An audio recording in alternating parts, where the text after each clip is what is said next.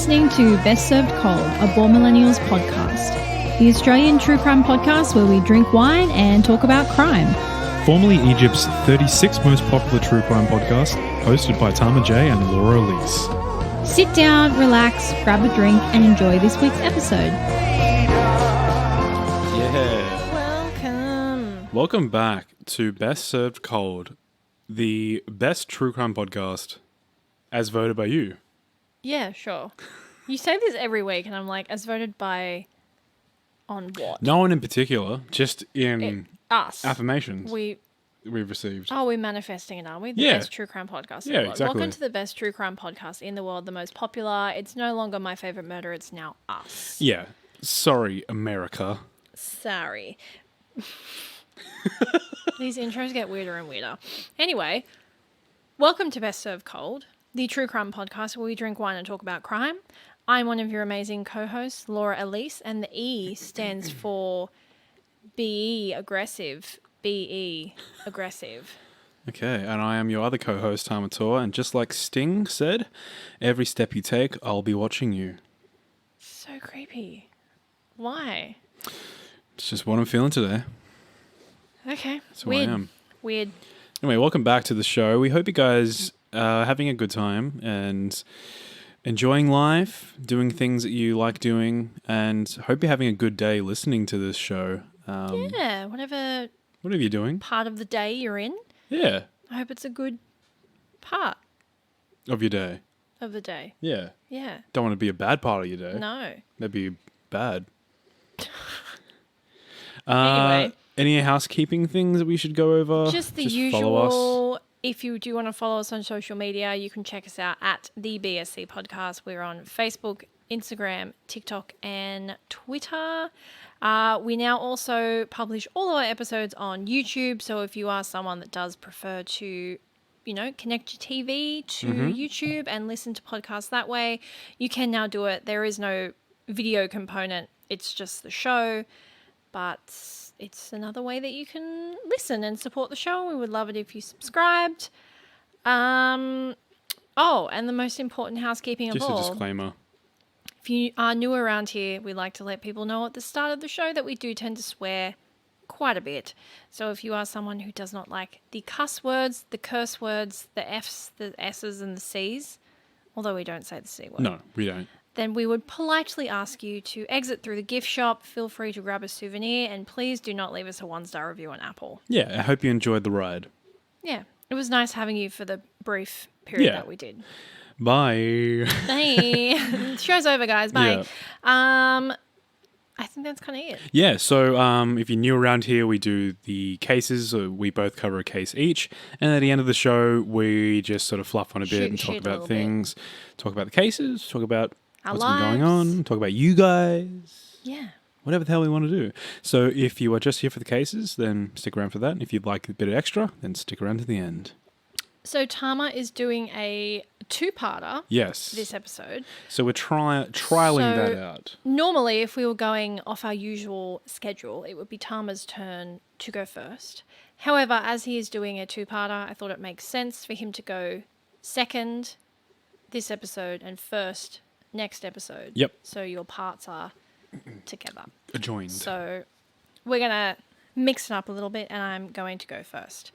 So I'm not even joking when I say I was feeling really uninspired and unsure of who I wanted to cover this week. So I decided I'm working on a new intro song for the show.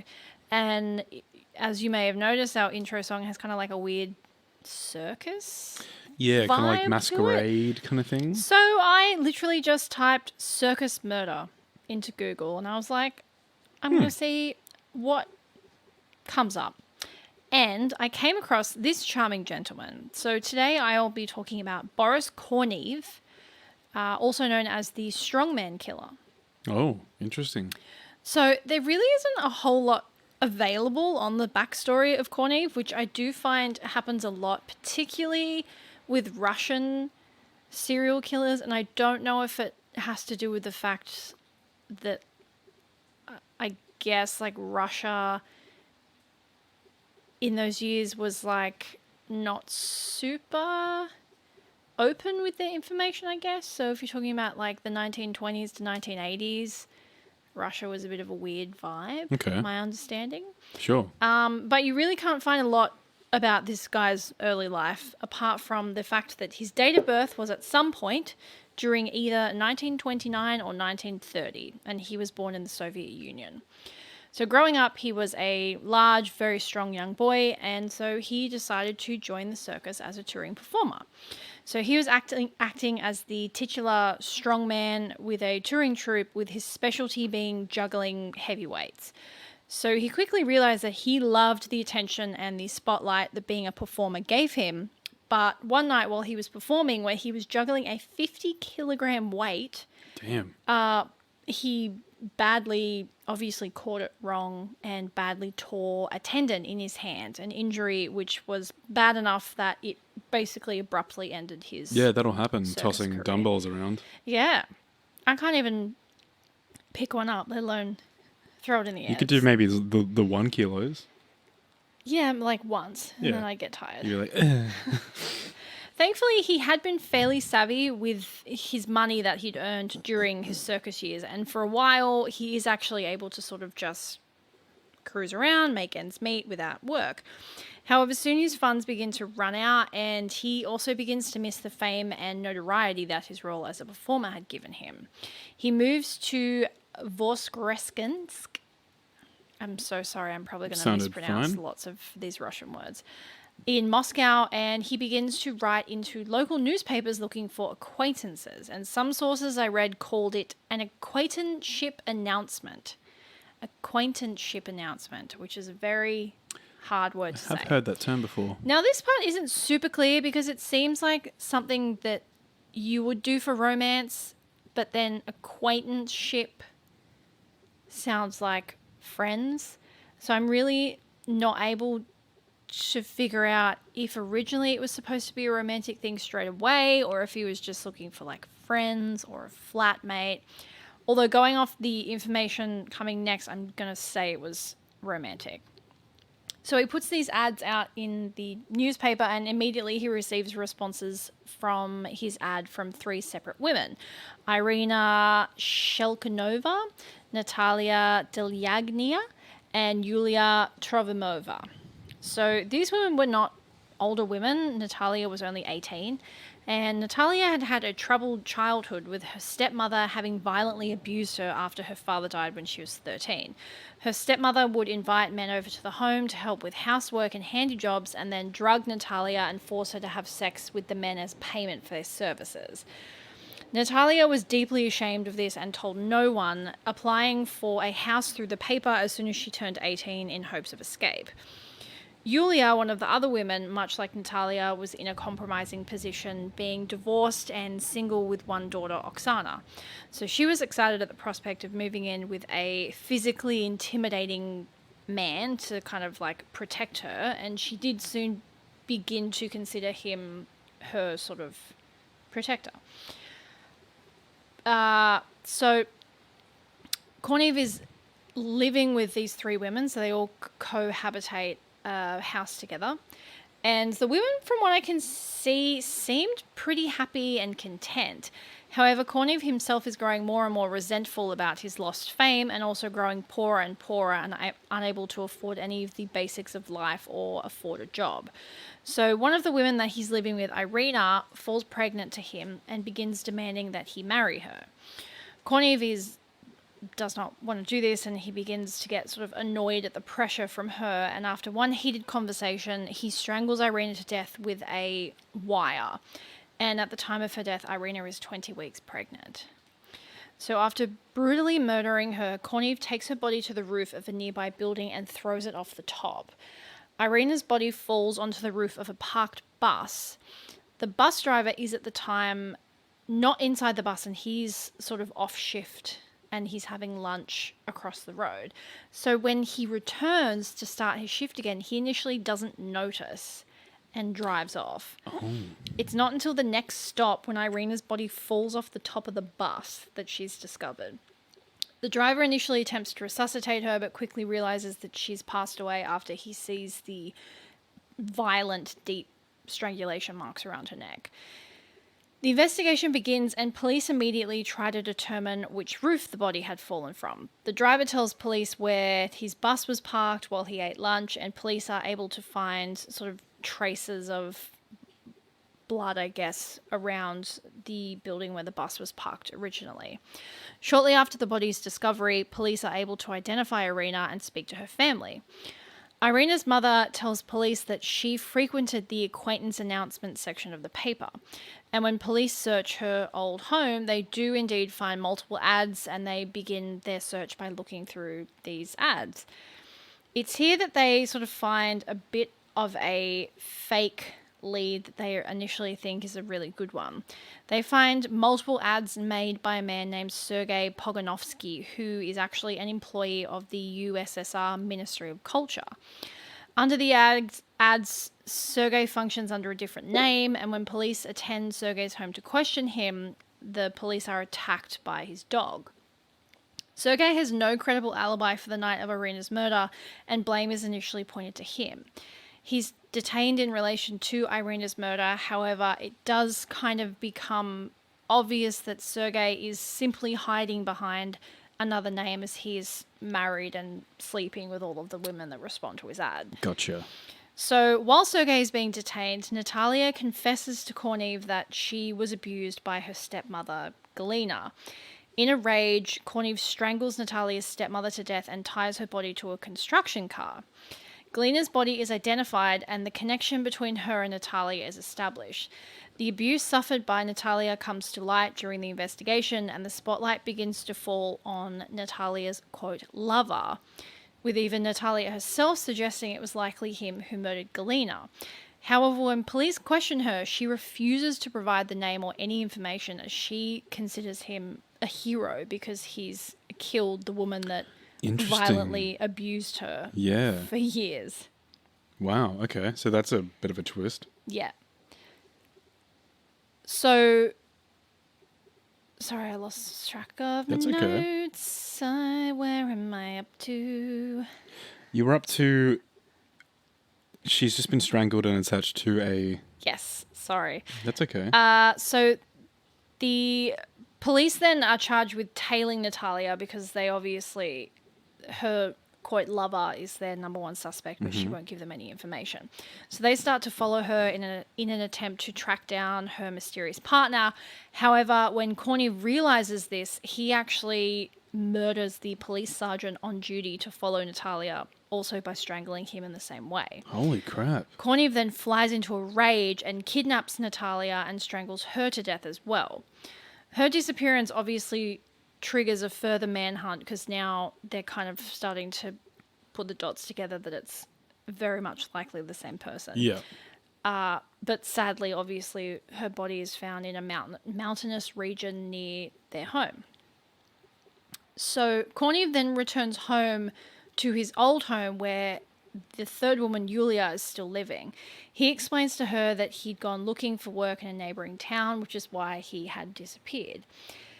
However, shortly after his return, he begins to torture her 12-year-old daughter, Oksana, forcing her to wear an iron weight around her neck and do push-ups, like, continually. That's a very odd... Yeah, I don't think this dude is, like, quite right in the head. No, that's his form of torture, is, like, to force him to exercise. Well, I think it's like... she has like a really heavy weight tied around her neck, and she's 12. And it's something that he's like, I like weights. Yeah, and she's 12. Yeah. So it's like... That's so bizarre. Yeah. This is a very bizarre story. Yes. It gets more bizarre. How bizarre, how bizarre. So it's during a visit from Oksana's father, Peter, that he talks to his daughter and discovers Korneev's treatment of her and confronts him, which was probably not a great idea, because he's then also strangled to death by Korneev and dumped in a ravine also near their home. Oksana, knowing it was very likely Korneev that murdered her father, she tells her mother that she believes it was him. Now, this next part is a bit odd.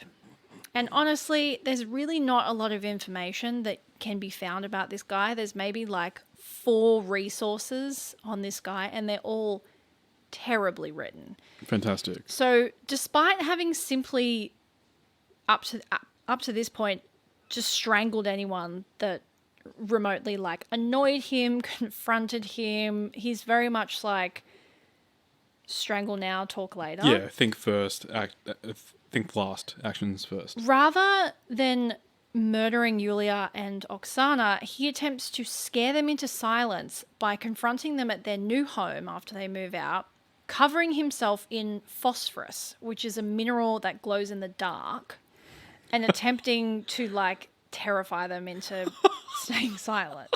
What the fuck? Yes. He tried to ET them? Pretty much. God damn. I come with love. Literally, Yeah. that's all I could think of when I was writing these notes was the Mr. Burns alien scene. That's legit. He's just like covered in phosphorus. Holy shit. What a madman.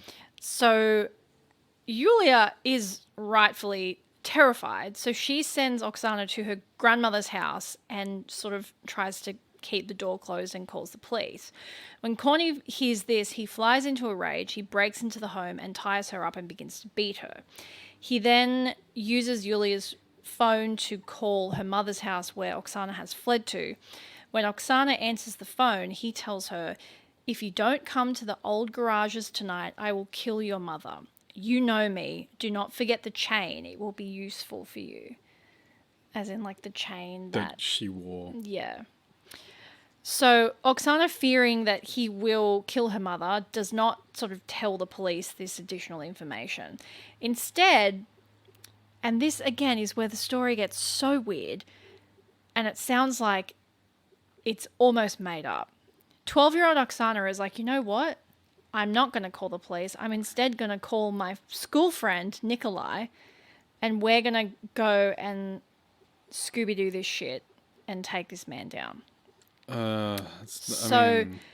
Oksana and Nikolai go to the spot designated by Korneev and they take weapons.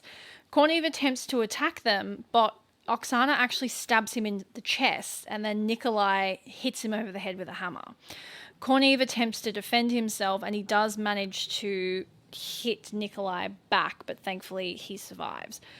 Boris Korneev is then admitted to hospital for his wounds, having lost a crazy amount of blood after being stabbed in the chest by Oksana. But he does survive.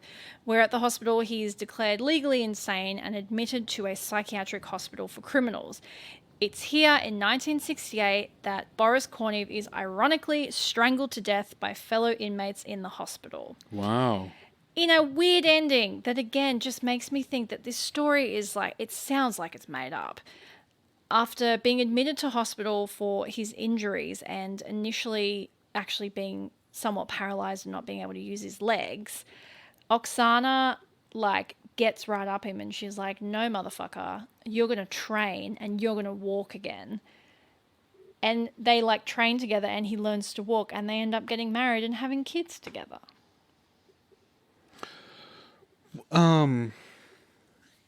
Okay.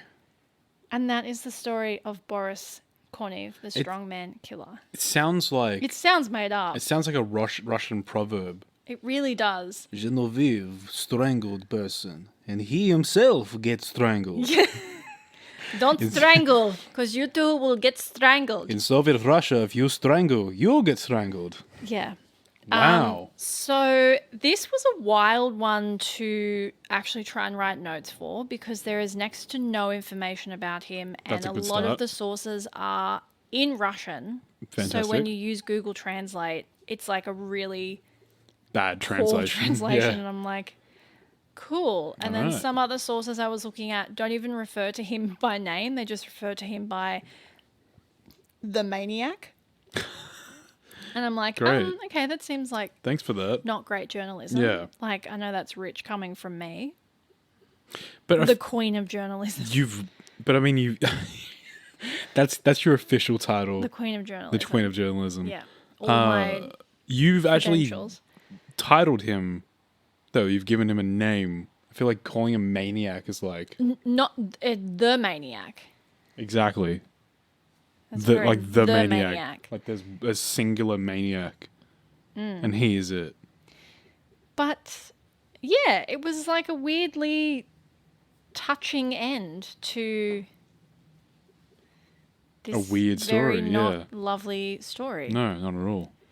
And a very, very odd story. But that is the tale of Boris Korneev, the strongman killer. And that's what's happened when you feel uninspired and just type random words followed by murder. That's a good way to... I mean, if anything was the, like, epitome of the show, it's that. Is me just stumbling across... Yeah.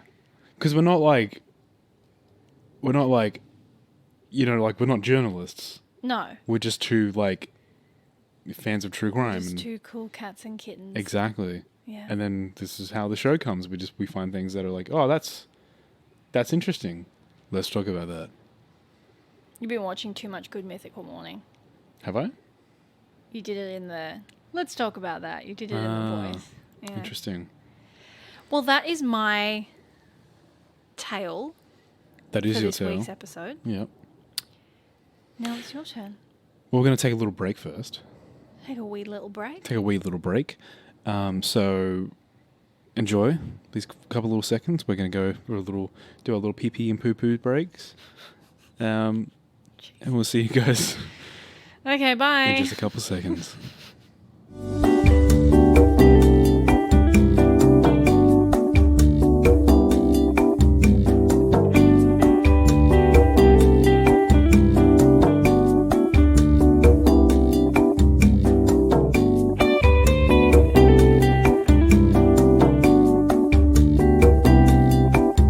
All right, children. We are back. Welcome back.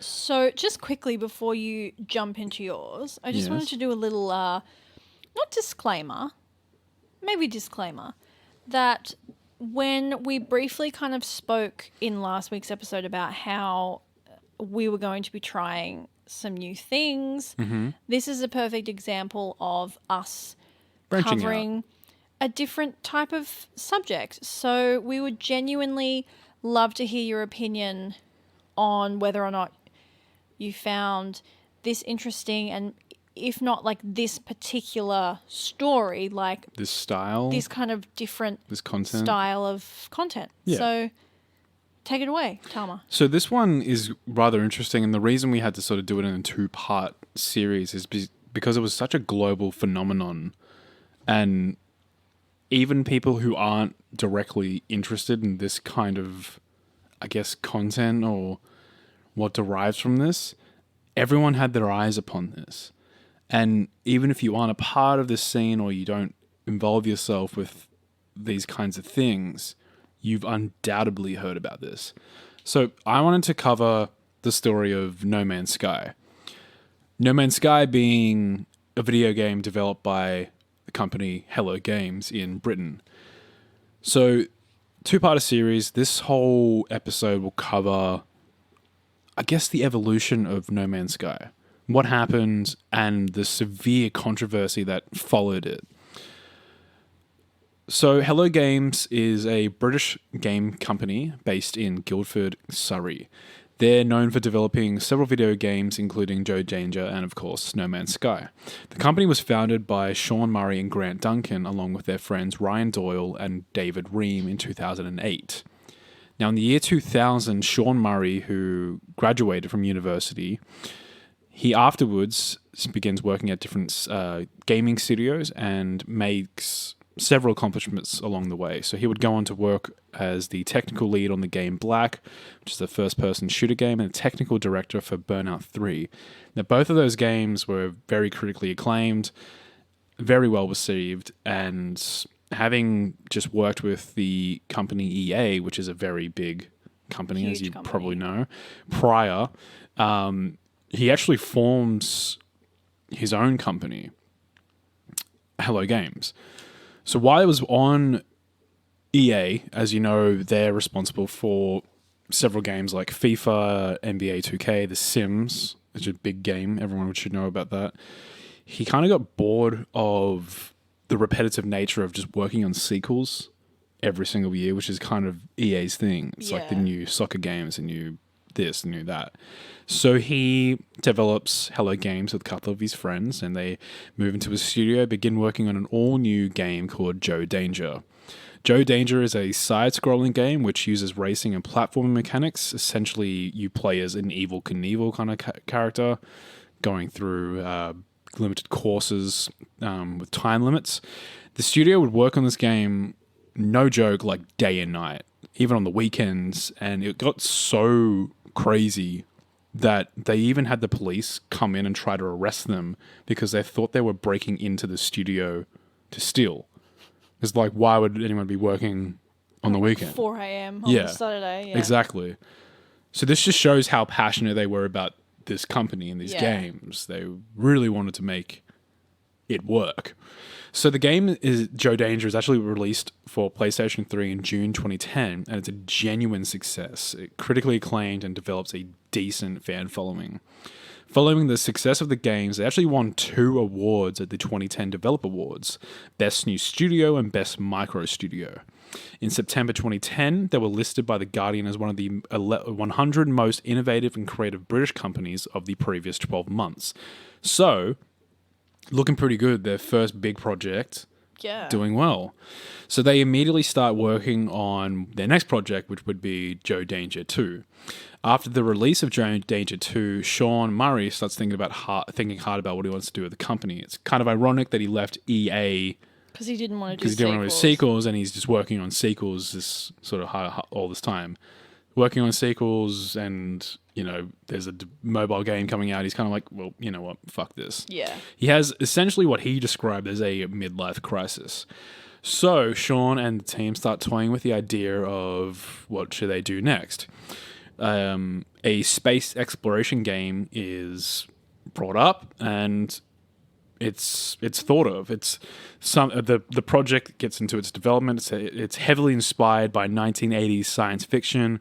It uses procedural generation to create the closest thing they could make to an infinite universe. So in computing terms, procedural generation is a method of creating data algorithmically as opposed to manually. Typically through a combination of human-generated assets and algorithms coupled with computer-generated randomness and processing power. So a good way to explain this is the game Minecraft. In every new playthrough of Minecraft, you enter a new world with a procedurally generated seed, meaning the map and the world around you is made up of assets made by the company. However, it's completely randomized, giving each playthrough its own unique experience. The developers would make a skin for a lake and a mountain and dirt, and then an AI would be like, I'm going to put a mountain here. Basically, Okay, that's kind of what it is. It's like we make the assets, the computer goes, here's the universe. Yeah. That makes sense? This universe is 2 square feet with 1 mountain and 3 lakes. Basically, yeah. That's essentially it. So for this new game, and to give you an idea of just what you were touching on, the aim was to have a universe containing 18 quintillion planets, which are procedurally generated on the fly as the player encounters them, including their own terrain, weather, flora, fauna, as well as a number of spacefaring alien species. Jesus. So exactly what you were just saying. Now, to give you an idea of where the company was at, with a team of just 4 people, Sean and the rest of the team at Hello Games unveil a new prototype for their new game titled No Man's Sky at the VGX 2013 award show. It's a massive hit, and soon hype starts generating all over for the game. A year later, on the 10th of June 2014, No Man's Sky was featured at E3 2014. Now, E3 is a massive games expo and probably one of the biggest gaming expos, period. It's like Comic-Con for... Basically, yeah. So in which EA is basically just an expo for developers and publishers to introduce and show off their latest and upcoming games, usually to generate hype and to appeal to the retailers and press. The game is fucking hyped to the moon and back. It's presented as a game with boundless possibilities, exploring a near infinite amount of planets, all with their own unique biomes, experiences, animals, and dinosaurs. Hop into a spaceship and go discover literally anything you can see, get into galactic spaceship battles. With just the hype alone, No Man's Sky starts receiving awards, which is insane. The game isn't even out and it's receiving awards. Okay, so a release date is set for the game, June 2016, along with the help of Sony working as the game's publisher. Now, small studio, Sony, big company, they're going to help them out. The hype would only continue with multiple articles written, press junkets, and talking about the features within the games. The founder of the studio, Sean Murray, was doing all the press himself. So he was answering questions, and in doing so, the pedestal the game was on would continue to exponentially grow and grow and grow. The game would be vast and complex. The team, it was so crazily complex, in fact, the team had to redesign the entire periodic table to allow the creation of atmospheric particles that would diffract light in the right wavelengths. Jesus. That's that's exactly what they were saying, hype on the game. So come to 2016, the hype had really built up at this point, especially with this whole periodic table thing. And I mean, it might just be the most sought after and talked about video game in history, certainly from an indie developer. Oh, yeah. To give you an idea, a company like EA would probably have thousands of employees, and this is a team of 4 people. Yeah. At some point developing a few more people here and there, but still a small company. When a game is soon to be released, retailers will hold pre-orders. So you pay for the game now and you secure yourself a guaranteed game when it launches. The pre-orders for No Man's Sky did extremely well, selling more copies than their previous game, Joe Danger, did in its first week of release before No Man's Sky had even come out. So they're doing well. Yeah. Leading up to the release, the game is actually delayed from its release day in June 2016 to August 2016, as they said the game needed a bit more polish before it could be released. Now, to give you an idea of where the studio was at with this whole thing, No Man's Sky is being hyped up more than any AAA game company, with teams of thousands of people working on one title. All these expectations were weighed on just 6 people, eventually growing to a team of just 15 people by the time the project is finished. So now we're 2 weeks out from the release day, and the team are working already on the day 1 patch for the game. So day 1 patches are just to eliminate any issues or bugs that might show up on the game on release, hence the day 1 title. However, in one of the biggest scandals ever, a physical copy of the game finds its way on eBay. It's a leaked copy of the game that was stolen and is now being sold on eBay to the highest bidder. Oof. So this is before the game's out, before any play testing's done, anything like that. Eventually, the copy of the game sells for around $1,300 US to a guy on Reddit called Damien. The same guy records his playthroughs of the game and begins uploading them onto YouTube and Dailymotion, and it takes him roughly 30 hours to completely finish the game, which he kind of just shits on, the whole endless exploration thing the game had going for it.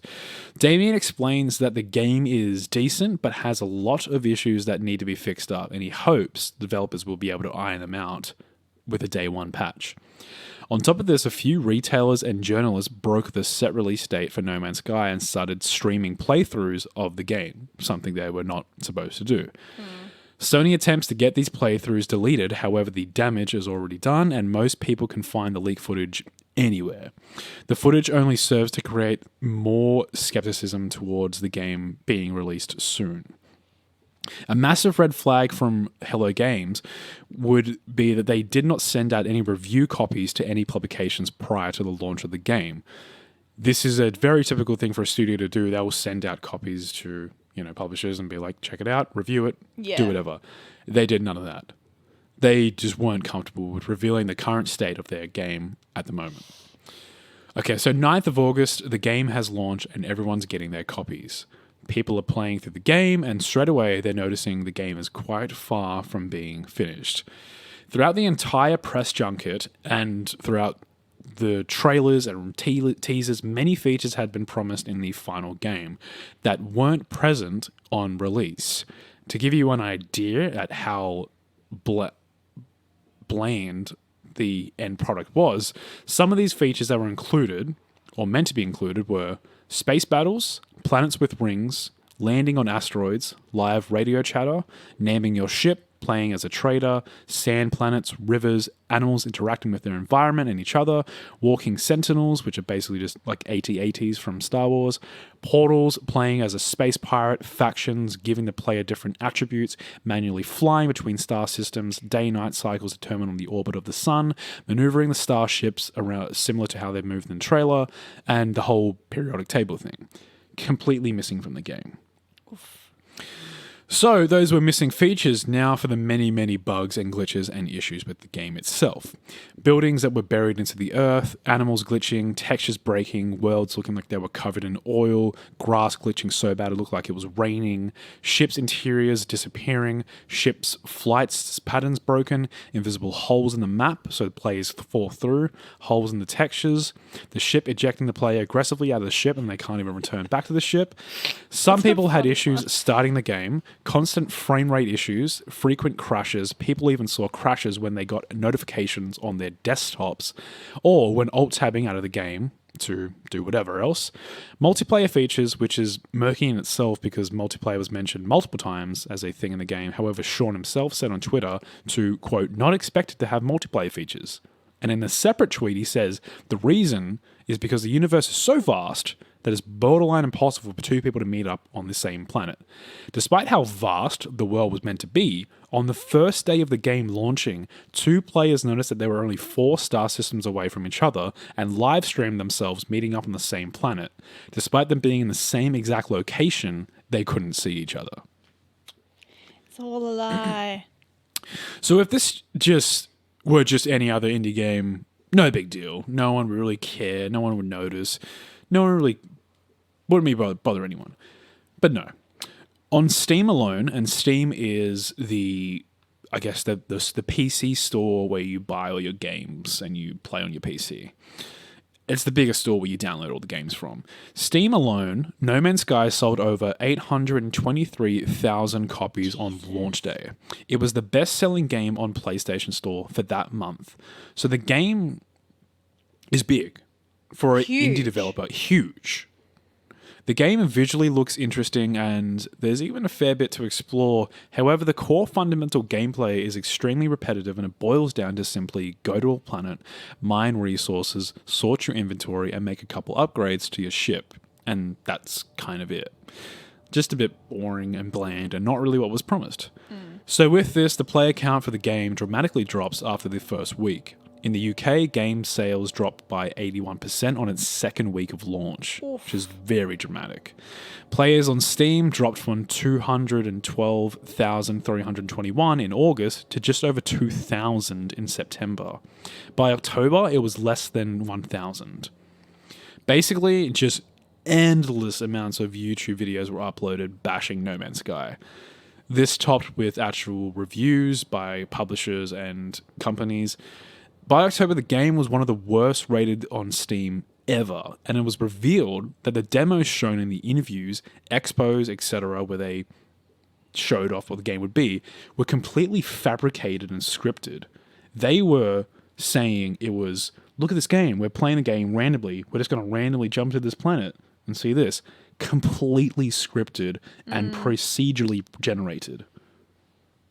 100% fabricated. So Hello Games Twitter, as if they weren't already dealing with enough of a shitstorm, their Twitter is hacked. So people actually start showing up outside their office as well, taking photos from the outside and the inside, and this sparks a rumor that the office is actually completely abandoned, that Hello Games has taken the money and run, and they're just nowhere to be seen.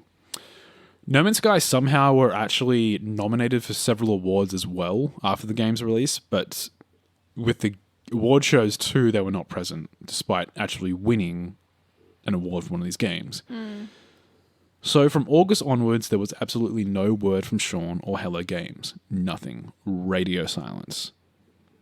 And that is the end of part 1. Ooh, okay. So the game goes from being the most hyped game in possibly the universe to the most hated, bashed game, piece of media in general, I think. Ooh. In general. Yeah. And in How part the mighty two, have fallen. we'll talk about what happened. What did the studio... What happened next? What happened with the studio? Why did the game fail to meet expectations? What did the studio do afterwards? And where's the game now? That's the I'm interesting excited. question. All that and more in part 2. Exactly. Well, we hope you guys enjoyed that part of our show. Yeah. We're done with the cases, so we're going to move on to our just general talking section. If you're just here for the cases, thank you for joining us. Please And, also leave through the gift shop. Before you leave, we Yes. would love to know your opinions on what you thought of some kind of new style content from Tama. Whether this sort of stuff is maybe, video games aren't your vibe, which is fine, but I guess more so, are you interested in hearing about like mysteries and controversies and all that sort of jazz? Yeah. So yeah, we would love to hear, because we're just looking to branch out, try new things, taste new flavors, taste the rainbow. Yep. Don't sue me, Skittles. Or do. Or do. No, don't. We don't have any money. Yeah. I mean, that's their problem. Yeah. Well, it's currently the end of the world here, apparently. A random storm just came out of nowhere and started just It was intense. unleashing rain onto our doors and windows. I think some thunder might have picked up in the audio, which, I mean, honestly might add to the atmosphere a bit. So It's all about the ambiance. exactly. But yeah, it's crazy. It's just like a gigantic storm just came out of nowhere after a pretty relatively sunny day. It was a hot day as well. Yeah. It was warm. It was very hot. Toasty. It was toasty. How's your week been, Tama? It's been okay. I used to ask you that at the start of every did, episode, and yeah. I don't anymore. And you don't care anymore. No, I don't. It's been good. I've just been working, which has been fun. Oh, that old chestnut. Yeah. And like I said in my last podcast, my new job, like the second week in, everyone soon became fans of the show. So Oh, yes. Hello, Tama's work friends, Yeah. if you're listening. it's just what we do. We network and we suck people in. Yeah. I would also like to give a quick shout out to the Telltale Happy Hour podcast, who messaged me a very lovely message on Instagram just saying that they liked the show. So, Thank you. yeah, just That's very nice of you guys. spreading We're spreading the love. the love. Yeah. Spreading Put on a t-shirt. the love. That's it. Spreading the love. We're spreading the love. We're coining a new term. Spreading it everywhere. We hope you guys are spreading the love safely this year. Use protection. Yep. Wear a mask when you can. Oh, I went a different type of protection. Yeah, I mean, Oh, okay. you can go both ways. Wear a mask as well. Yeah. Just wear it 24/7. Wear a mask on your face and your... And your areas. I was trying to think of something that rhymed with face. Your base. Yeah. You keep talking. I can do better. I'm going to workshop some Okay. stuff in my head. Yeah, so we just kind of wanted to branch out a little bit with our stories and our cases. We like to cover, I guess, just various different things. We've done mysteries, we've done unsolved cases, we've done, I think, conspiracy theorists, we've done cults. So we've actually done things that weren't directly, true crime related. Yeah. But I guess we kind of want to just expand the repertoire a bit. I would love to do some more conspiracy theories. I guess you just have to be very careful in terms of which ones you cover, because there are some very controversial ones. But I have always been obsessed with like the Mayans and the Aztec calendar and all that sort of stuff. So. Controversial how? Like there's people who believe in them. Oh, like the COVID conspiracy and the QAnon conspiracy and the 9/11 conspiracy. Like, I think they are those pretty sorts of sensitive. things are Yeah. very sensitive. Yeah, totally. And as interesting as I find them, I don't know. You just they're a bit. It's like people dying, and it's just a significant moment in history of humanity, and it's just not very nice. Yeah. And at the end of the day, especially with 9/11, however you choose to believe it happened, like thousands of people still happened, died. yeah. It happened. Like, yeah, it's just a tragic event either way you look at it. Yeah. So it's just not really a fun thing to poke at a hornet's nest and go, yeah. what happened here? So as fascinating as I find some of those conspiracy theories, I don't know if I would ever cover them. I don't think it's very respectful. No, but I think Area 51's a pretty genuinely interesting one. Roswell? Roswell. Roswell. That sounds right. I think it's Roswell, isn't it? Roswell? Roswell. Okay. I don't know. Roswell? Roswell? Roswell? I think, and I think that's an interesting thing. Like, that's an interesting story to cover. Yeah, for sure. The aliens are listening. If there are any aliens listening to this podcast, what's up? What's up? Shoo. I feel like aliens would watch humans and be like, These no, I'm people good. Are fucked. Yeah. Yeah, I'm good. I'm gonna just stay away. I think about that all the time. It's like, what if the first contact aliens had with humans would be like a shitty TikTok video? Yeah, just a meme from TikTok where it's just a funny noise.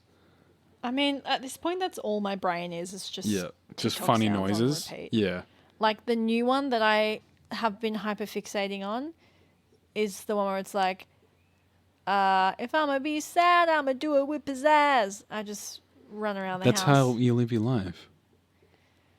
It really is. Yeah. I'm sad, but with pizzazz. Let's do it with style. Yeah. Yeah. Fantastic. I feel this is going to be one of those.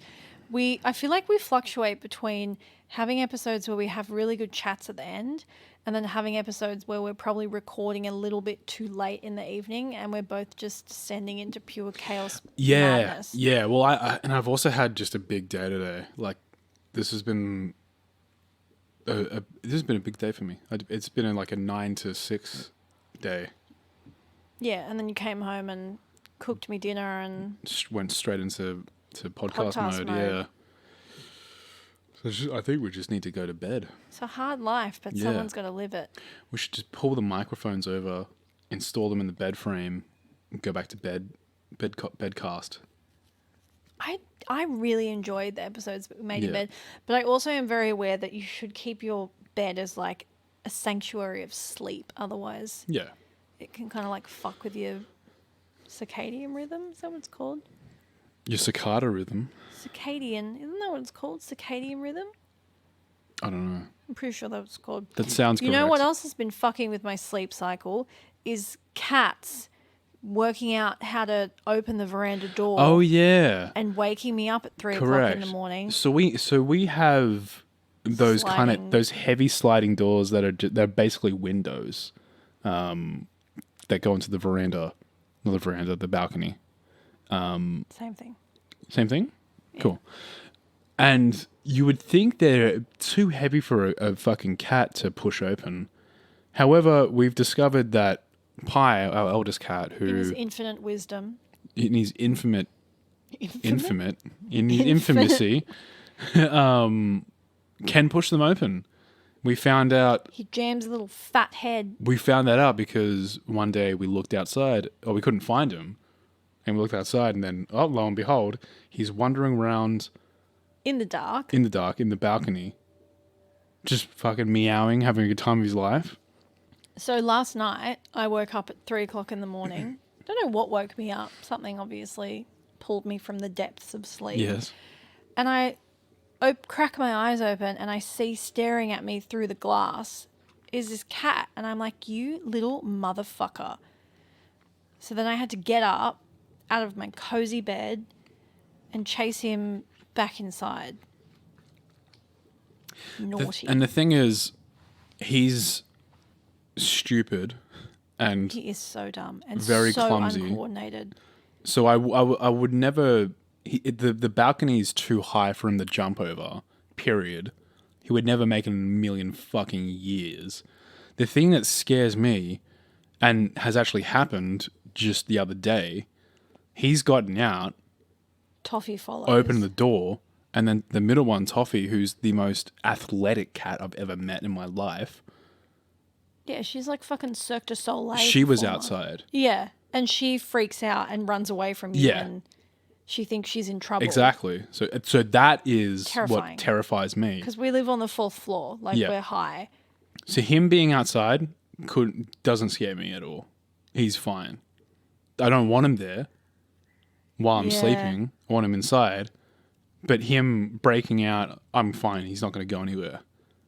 Her breaking out terrifies the shit out of me. Or the kitten. The kitten wouldn't make that jump. Oh, She's pretty. she is pretty good. She jumps up on top of a cat tower. Yeah, no, that scares me more.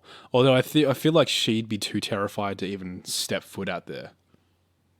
That's true. She's a bit of a wuss. She's like the youngest sibling, so she just has that little young baby trait to her. They really do have the same traits as actual Like children. siblings. Yeah. Peach is the youngest sibling who gets away with absolute murder. Yep. Toffee is the weird middle child, Who competes for attention. aggressively competes Yeah. for attention. And Pie is like the eldest one who like doesn't really give a fuck. He's just like hardened chilling, to the yeah. world and a bit derpy. Yeah. We want to get a harness for him, Teach him how to walk on it. and hopefully that'll like satiate his desire to break He's a little out. shithead. He's so naughty. I have to figure something out for that. Yeah.